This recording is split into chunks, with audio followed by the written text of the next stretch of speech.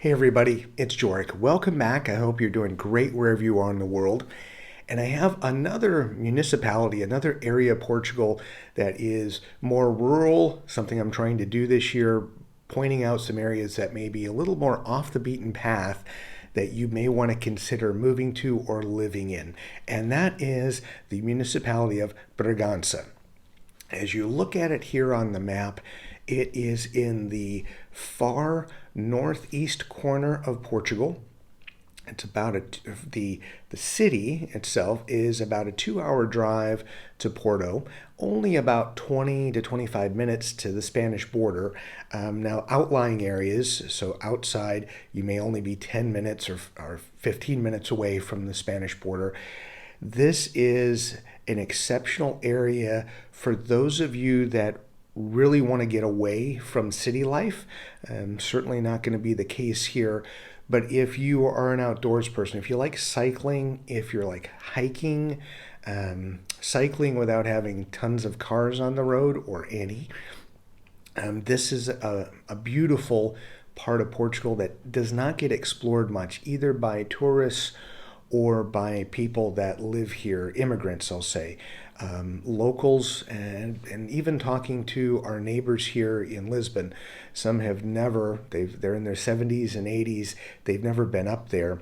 And I think this is not a place necessarily to start off with in Portugal. I think knowing a little bit of Portuguese, the language, knowing a little bit of Spanish, because being up there, there are people that speak both Spanish and Portuguese, is worthwhile. But if you happen to be in Portugal and you're living here and you're renting for a while, let's say a couple of years, and you decide that you want to get out of the city, or you're in a place like a Coimbra or Evora, and you're thinking about getting into a smaller area, a little more rural and even more rustic, if you will, Bragança is a great option. Yes, there's a little more weather up there, so I put a little screenshot here of what the weather is like annually.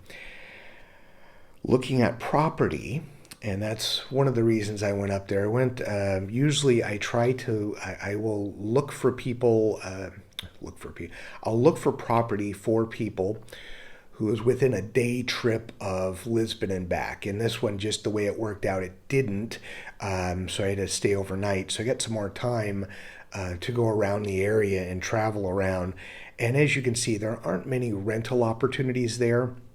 There are a handful, but not a lot to choose from. But there are more places to buy.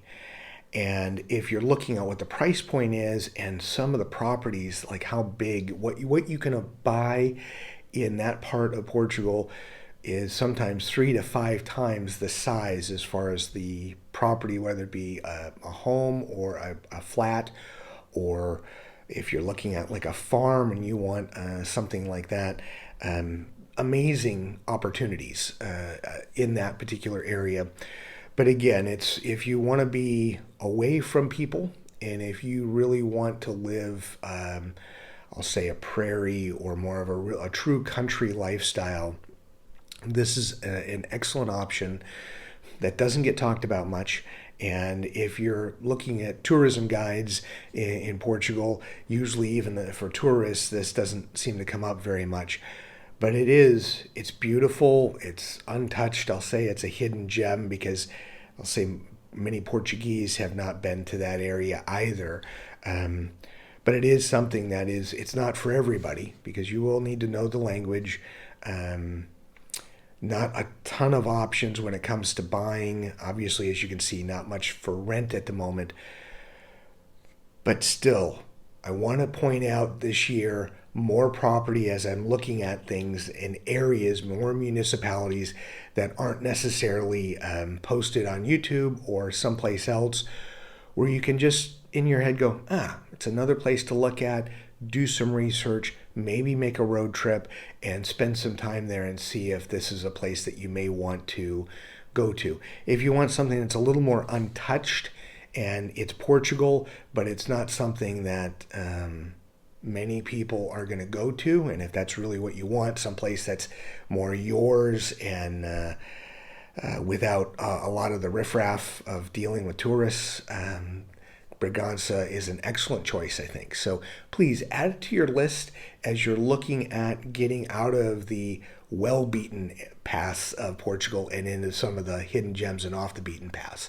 As always, thank you so much for taking the time to watch the channel and enjoy your travels.